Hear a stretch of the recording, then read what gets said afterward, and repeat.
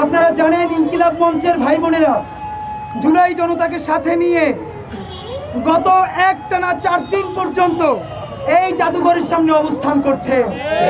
আমাদের 5 দফার প্রথম দফা ছিল সমস্ত ধর্ষকদের বিচার নিশ্চিত করার জন্য অতি দ্রুত বিচার ট্রাইব্যুনাল করতে হবে।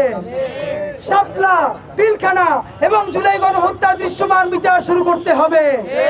যারা ফ্যাসিবাদ কায়েম করে বাংলাদেশ ধ্বংস করেছে সেই শাহবাগ ফ্যাসিবাদদের ধরে বিচার করতে হবে। আমরা এরকম 5 দফা দিয়েছিলাম।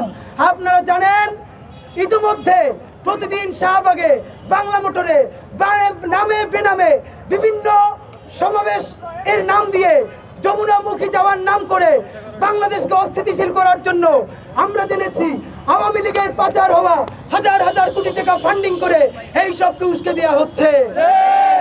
জাতিসংঘের মহাসচিব যখন বাংলাদেশে আছেন তখন বাংলাদেশকে একটি অস্থিতিশীল রাষ্ট্র দেখানোর পায়তারা চলছে। বন্ধুরা আমার, আমরা যেই দাবি করেছি আমাদের প্রত্যেকটা দাবির সাথে আপামর জনসাধারণ একাত্মতা প্রকাশ করেছে। আপনারা জানেন এই জায়গাটায় রৌদ্রের মধ্যে 24 ঘন্টা ইফতার, সেহরি, রোজা রেখে মিছিল মিটিং আমরা করেছি। এই 5 দফা দাবি থেকে আমরা সরে আসবো না। কিন্তু ইতিমধ্যে আপনারা জানেন রাষ্ট্রের আইন শৃঙ্খলা ঠিক রাখার জন্য এই শাহবাগ মোড়ে সরকার 144 জারি করেছে। তারা আমাদেরকে এসে যখন বলেছে এখানে থাকা যাবে না, আমরা তাদেরকে অনুরোধ করেছি যে আমরা এই জাদুঘরের সামনে থেকে আর কোথাও মুভ করব না। তবুও তারা বলেছে আপনারা এখানে অবস্থান নিলে অন্যরাও নিতে চাইবে, এটা ইনসাফ ভিত্তিক হতে পারে না। আমরা বলেছি যেহেতু 15 তারিখ পর্যন্ত এই বদমাইশদের একটি ষড়যন্ত্র আছে, অন্তত 15 তারিখ পর্যন্ত আমাদেরকে থাকার অনুমতি দিতে হবে। এবং আপনারা জানেন আজকে যদি ইনকিলাব মঞ্চ ছাত্র জনতাকে সাথে নিয়ে শাহবাগ অবরোধ না করতো, এই ফ্যাসিবাদী গোষ্ঠীরা আজকে শাহবাগ দখল নিয়ে আর একটা শাহবাগ কায়েম করার চক্রান্ত করত। আমরা ইনকিলাব মঞ্চের ভাই বোনেরা জুলাই জনতাকে সাথে নিয়ে ওদের ষড়যন্ত্রের বিষ্ঠা ভেঙে দিতে পেরেছি। ওরা শহীদ মিনারে 5-10 মিনিট দাঁড়িয়ে লেজ গুটিয়ে পালাতে বাধ্য হয়েছে। আজকে বলতে চাই আইন শৃঙ্খলা বাহিনীর প্রতি সম্মান জানিয়ে জাতিসংঘের মহাসচিব এখন বাংলাদেশে আছেন।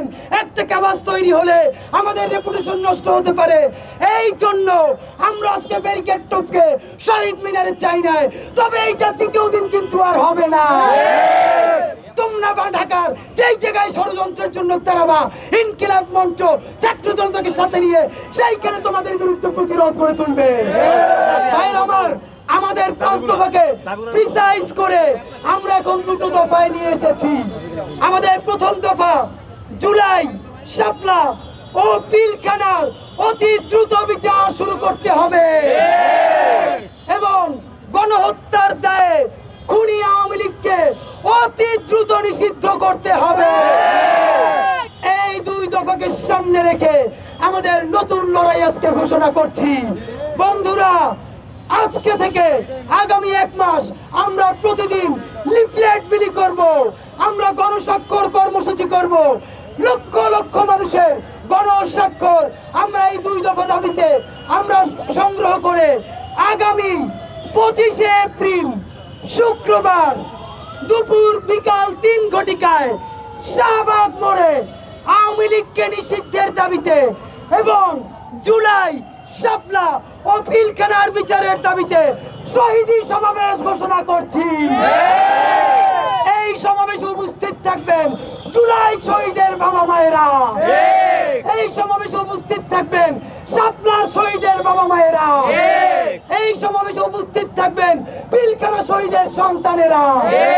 বন্ধুরা আমার, আগামী 25 এপ্রিল শুক্রবার বিকাল 3টায় শাহবাগে শহীদী সমাবেশে আওয়ামী লীগকে নিষিদ্ধ করেই তবেই আমরা বাড়িতে ফিরবো ইনশাআল্লাহ। সেই পর্যন্ত ইনকিলাব মঞ্চ এই 4 দিনের লাগাতার কর্মসূচি এইখানে স্থগিত ঘোষণা করে এখন আমরা গণস্বাক্ষর কর্মসূচি এবং লিফলেট বিলি করবো সারা দেশে। সেই পর্যন্ত আপনারা আমাদের সাথে থাকবেন। বাংলাদেশ জিন্দাবাদ, ইনকিলাব জিন্দাবাদ।